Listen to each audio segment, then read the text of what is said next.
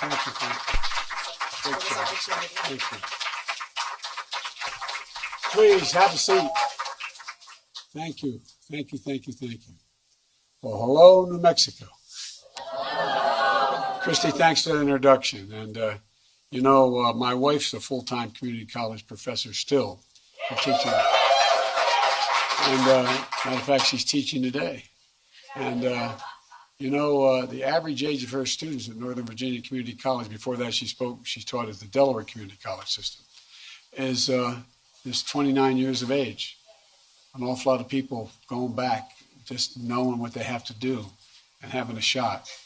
And I want to thank you, Madam President, for hosting us here at your college. It's very gracious of you. And by the way, in case you haven't noticed, you probably have, if not the best, one of the best governors in the United States of America.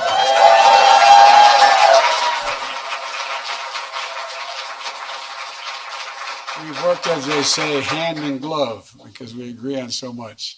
And Senator Ben Ray Lujan, so much of the progress we've made has been because of you, man. You're a great champion of the people of this state. And I want to say, Teresa, you're good. I'll tell you what, man, I could listen to you all day. Seriously, you're really, really, really good. And we're in your district, right? Or we just... Okay, well, okay. Well, I want to tell you, the district we're in is pretty good too. I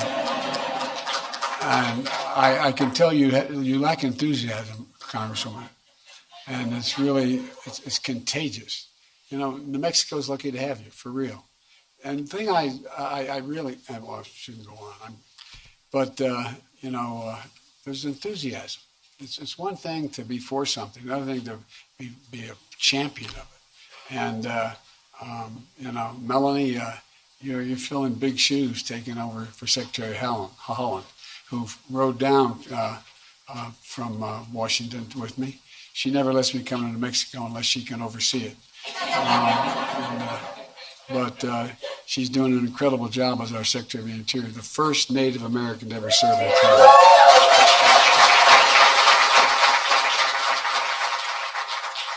term. And Mayor Keller, thanks for the passport into town. Appreciate it very, very much. Look, folks, here in New Mexico, I want to thank the governor for making it possible for students across the state to go to college for free. And it's been, as I said, working hand in glove. I mean, there's a lot of ways that the federal government can be helpful. A lot of ways it can be a pain in the neck. And I try to get the pain in the neck out of the process. But, we've lowered costs for families. It's no surprise New Mexico has seen one of the fastest, I think either one or two fastest growing increase in college enrollment in the state, in their state, and anywhere in the country. And the other one's New Hampshire. And so I want to understand why this is important. It's important because her leadership is an example for states all across the country. A lot of governors look and say, how'd you do that? There's a lot of ways to do it. And, we talked about them, and you did it. We're here today to talk about a key part of what we're doing nationwide.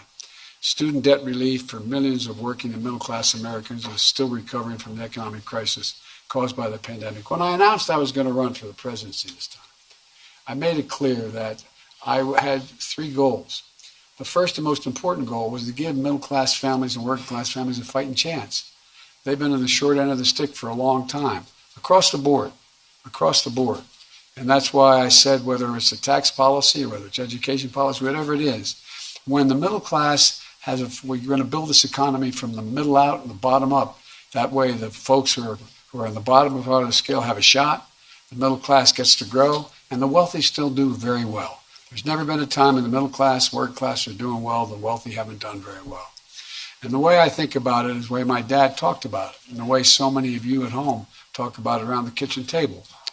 How much are the monthly bills? At the end of the month, do you have enough to pay for those bills? And what's left over, if anything? Is there enough for just a little bit of breathing room, as my dad used to say? Just a little bit of breathing room. Folks in urban and suburban, rural and tribal communities across the country, our student loan program is designed to give just a little more breathing room, My administration is working to provide up to $10,000 in student debt relief and up to $20,000 if the person seeking the relief received a Pell Grant. Because to receive a Pell Grant, your family income had to be very low. And so you have to make under $125,000 now to get that relief. And for borrowers out of school, nearly 90% of that relief is going to go to people who have incomes under $75,000. And it's a plan for people who took out federal loans before July of this year. And a few weeks ago, we launched a simple online application where you can apply for this debt relief. Folks, just go to studentaid.gov. Fill out your name, your social security number, your date of birth, and contact information. No forms to upload, no special login to remember. It's available in English and Spanish. It's on desktop and mobile. It takes less than 5 minutes to do it. And if you need additional information, we'll follow up with you. This is a game changer for so many people. We're hearing from people all over the country about how easy it is to apply. Close to 26 million Americans have already applied, already given us the information so that they consider life-changing for their families and for them. My commitment when I ran for president was, as I said, the government work to deliver for ordinary people. Simple application process keeps that commitment that way, just as I'm keeping my commitment to relieve student debt. And I want to state again who will benefit most: working people and middle-class folks. If you earn under $125,000 a year, you'll get up to $10,000 knocked off your student debt. If you earn under $125,000, you'll receive a Pell Grant, and you received a Pell Grant, you get another $10,000. That's $20,000 in relief. Over 200,000 people in New Mexico have student loans, and the average borrower in New Mexico owes just over $34,000. And my plan is going to make a real difference in lowering the monthly cost for families as well. Folks, in total, more than 40 million Americans stand to benefit from this relief. And not a dime of it will go to the top 5% incomes, period. Across America, nearly every Pell Grant recipient comes from a family making under $60,000. 2/3 come from families making under $30,000 a year. In New Mexico, more than 150,000 borrowers receive Pell Grants to go to college. That's 150,000 New Mexicans who will get $20,000 of their loan wiped off immediately, plain, simple. And it matters. Folks, as I pointed out, my wife has been a community college professor for years, and she's still teaching. Matter of fact, she's teaching today before she goes off this evening to campaign for us. She's traveled across the country meeting students from every walk of life. She's worked, some of the students she meets work 2 or 3 jobs while going to school, putting dinner on the table, helping their kids with homework, staying up late to do their own homework. As Jill says, they only ask for one thing in return: the chance to work hard and build a good life for themselves and their families. Many of those students, just like the students here, have had to borrow money to cover the cost of tuition. Roughly 40% of community college students nationwide receive a Pell Grant. And I'm here today to tell you this student loan relief plan is for them as they recover from the economic crisis the pandemic inflicted and pay for their education. It's for folks like Christy, who you just heard from earlier. She went back to school to get a better job, take care of her family, so she could compete in today's economy. She relied on a student loan and a Pell Grant, and she did it while starting a family. Under our plan, she'll have nearly all of her loan forgiven, and it really matters. By the end of this week, the Department of Education will have approved applications of 16 million Americans and sent the necessary paperwork to student loan servicers. And the last step before the 16 million Americans can have their loan discharged. That's 16 million people who will be hearing from the Department of Education that they've been approved and who should be seeing relief in the coming days. But it's temporarily on hold. Why? Well, because Republican members of the Congress and Republican governors are doing everything they can, including taking us to court to deny the relief and even to their own constituents. And every lawyer tells me we've knocked 2 of them out of the way. There's only one thing left in the way, and that's going to happen. And as soon as I announced my administration's plan for student debt, they started attacking it. even though I ran on it and everybody knew what I was going to do. Their outrage is just simply wrong. And I might add, I don't want to be too political here, but hypocritical. Fighting them in court, we're not letting them get away with it. I'm never going to apologize for helping working middle-class families as they recover from the economic crisis created by a pandemic. And I don't want...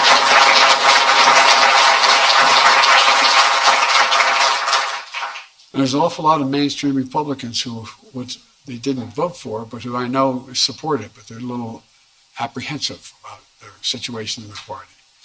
I don't want to hear it from the MAGA Republican officials who sit in Congress and who had hundreds of thousands of dollars, in one case, over $1 million in pandemic relief loans forgiven. You know, all those folks who had businesses hurt by the pandemic? Well, we stepped in and we helped. Well, those loans are being forgiven. One of the congressmen received $2 million in forgiveness for a loan. Another one, who you know, she speaks a lot about this, Marjorie Taylor Greene and her husband, they got $180,000 in business loans forgiven. And she said, quote, "It's completely unfair for us to forgive student loans for working and middle-class Americans." Representative Vern Buchanan of Florida said our plan was reckless. He got forgiven $2,300,000. You can't make this stuff up. Republican governors wrote me a letter saying that the relief only helps the elite few. You all know you're elite? It's nice to know that. I knew you were elite. The elite few. Ted Cruz, a senator from Texas, said you're a bunch of slackers. It says for slackers who don't deserve relief. Who in God's name do these guys think they are? And folks, despite what Republican officials say, we can afford the student loan program. It's because of our historic deficit reduction. If we can hold for a second here, you know, when I came to office, I received, and I've got an enormous debt passed on to me, a $2 trillion tax cut, not a penny of which was paid for. And over 98% of it went to the top 1-2% of the public. And guess what? They raised the deficit. But guess what? Because of our historic, we had a very different plan, a very different reduction for all Republicans who voted against this.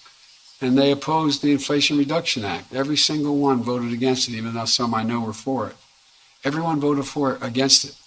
And this year, under the leadership of the Democrats in Congress, and a little help from me, the deficit fell $1.4 trillion. Trillion. The largest one-year drop in the history of the United States of America. And we cut the federal deficit in half this year. We cut it in half. And this follows last year's historic drop in the deficit of $350 billion reduced last year. And we're going to further reduce the debt over the next decade by another $250 billion. And folks, that's not all. We're relieving student debt. We're also resuming student loan payments that are paused during the pandemic. But come January, folks whose debt isn't fully canceled because of the up to $20,000 they can receive are going to start paying their loans again. But guess what? That means billions of dollars a year are going to start coming back in the Treasury. But my administration has a planned economic responsible course to ensure the smooth transition to repayment and unnecessary defaults. And so we're focused on going after the fraudsters, who call borrowers and pretend they're from the government to help them with their loans. If you get any questionable calls, any of them, please tell us by going to reportfraud.ftc.gov. Look, folks, my message to fraudsters looking to cheat the American people: don't. We're going to get you. We'll hold you responsible. Look, but here's the other thing. My administration is taking additional steps to make education a ticket to the middle class and folks can actually afford. For example, we're fixing what was called, and it wasn't very well administered, the Public Service Loan Forgiveness Program. The idea was if you use your education to go to public service, you can over 10 years have it totally forgiven if you do. And if the program forgives students loans to encourage those students to go into public service, go into public school teachers, become police officers, work with local charities, members of the military, the National Guard. Since I've been in office, more than 250,000 teachers, 235,000 to be precise, nurses, police officers have been able to get over $14 billion in loan forgiveness because we're using them to encourage them to go into these works which we need. We're also proposing change what's called income-driven repayment plans to make it simple and fair. No one with an undergraduate loan today or in the future, whether from a community college or a four-year college, will have to pay more than 5% of their discretionary income to repay their loan, no matter how long it takes. That's income after you pay for the necessities like housing, food, and the like. Only after that, 5% of disposable income. You're currently paying 10%. We're cutting that in half to 5%. And if you still got loans left over after making your payments for 20 years, your debt will be completely wiped out. And I know that sounds strange for the students here, but a lot of people who are my generation and a little bit later also have debt still. My son, Bo Biden, who was the Attorney General of the state of Delaware, passed away after a year in Iraq living next to a burn pit of glioblastoma. He went to two universities. He went to the University of Pennsylvania and Syracuse Law School. He ended up with a debt because I had the dubious distinction of being listed as the poorest man in Congress. I shouldn't say this, but I'm going to tell you anyway. I got a call when I'd be away campaigning for somebody, I'd call my wife in the morning before she took off to school, see how things were. And I called her one morning. I was up in the state of Vermont campaigning for Pat Leahy. And I said, "Hi, honey, how are you?" She said, "Fine." Well, that's a good start. And she said, "Did you read today's paper?" True story. "Did you read today's paper?" Meaning the local Wilmington papers, Wilmington, Delaware. I said, "No, honey, I didn't see it." She said, "Headline, front page, top of the fold, Biden, poorest man in Congress. Is that true?" Well, I didn't think you were supposed to make money when you were in Congress. But at any rate, I didn't feel poor. No, by the way, I got elected when I was 29. I had no income. I had little. I was just starting my law practice. But I had a good salary as a senator. I thought that was just fine. But at any rate, those who borrow the original balance of less than $12,000, like community college students, you're going to be done paying that in 10 years if you go into the position of making sure you're involved in public service. And these changes are going to save more than $1,000 a year on average. It's a game changer. Let me close with this message to young people about this nation. I've always believed your generation, the 18 to 30-year generation, represents the best educated, most talented, least prejudiced, most generous generation in American history. And I really mean that. It is. That's why I'm so optimistic about the future. And that today we face an inflection point. One of those moments that only come around every few generations, where there's so much change happening technologically, politically, environmentally, that the decades and the decisions we make now are going to affect the future for a decade or more to come. I know your generation may feel like it's an added burden on top of what you've already been through. I'm not saying you have to shoulder the burden alone. The task at hand, though, and the task ahead is the work for all of us. What I am saying is you represent the best of us, the very best of us. Your generation is not going to be ignored. You will not be shunned. You will not be silenced. Just look at what happens when you speak out. 2 years ago, perhaps many of you voted for your first election or volunteered in your first election. You understood the choice and the stakes. Because you expressed your right to vote and elected me president and Kamala vice president, the highest ranking woman ever to be elected in history. Since then, with your help and the help of the Democratic members of Congress here in New Mexico, we've delivered enormous progress for the nation. People are still hurting with inflation. With the most significant gun safety law in nearly 30 years. We're going to, and by the way, I told the Gov, I got assault weapons banned once in Congress. We're going to do it again.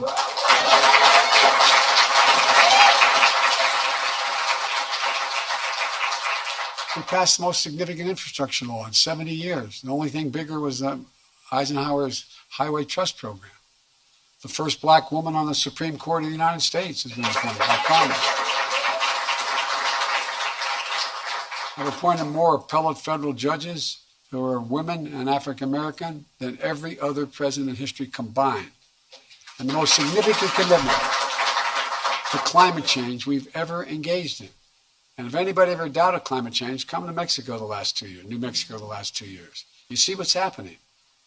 So I'm keeping my promise that no one should be in jail merely for possessing marijuana, by the way, just for possession. Nobody should be in jail. Those records should be expunged. And let me close with this. I know it's been a rough few years for hardworking Americans. A lot of families, things are still really tough. But they're bright spots where America is reasserting itself. I look around at all of you, and I've never been, as I said, more optimistic. You know, we've created 700,000 manufacturing jobs in America since we came to office. 700,000. We have invested in new technologies. We invented the computer chip. We're investing literally $200 billion, and it's going to grow in making sure we produce these chips. They're smaller than the tip of your finger, but they run everything from automobiles to your home appliances to your wine, across the board. So we're making real progress. And by the way, a lot of it's just going to kick in beginning January because we passed this profound legislation on whether it's dealing with the environment or for example, it's estimated that what we did on the environment, we passed legislation providing $368 billion and help to deal with global warming. Well, guess what? It's estimated that that's going to save just in what's available to people for their homes to deal with weatherizing their homes, solar panel, a whole range of things. It's estimated it's going to save the average family American at least $500 a year. And it's going to save the environment. Look, I guess the point I want to make, Jen, I'll stop. Our best days are really ahead of us. We just have to remember who in God's name we are. We're the United States of America. There's nothing beyond our capacity. And I mean it. We got to remember who we are. I spent more time with Xi Jinping of China than any world leader has. When I was vice president and when I was out of the office for 4 years when I was a professor and then now as president. 68 hours in terms of on the telephone or in person with him. And he asked me when we were on the Tibetan Plateau, I traveled like 17,000, 18,000 miles with him. He said to me, can you define America for me? I said, yes, in one word. Please always remember it. One word. Possibilities. We're the only nation in the world that believes anything is possible, and it is. So God bless you all, and may God protect our troops. Thank you, thank you, thank you.